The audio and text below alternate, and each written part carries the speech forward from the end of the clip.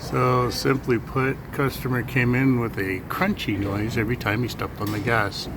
Didn't know what it was. This is a Kia Sorento, an older model Sorento. It's got a solid axle on the back here. So these links up top, they're supposed to be attached to that frame up there. See how they pulled apart? See that? It's all pulled apart up there. And this side too. So that's frame. Essentially this vehicle is done.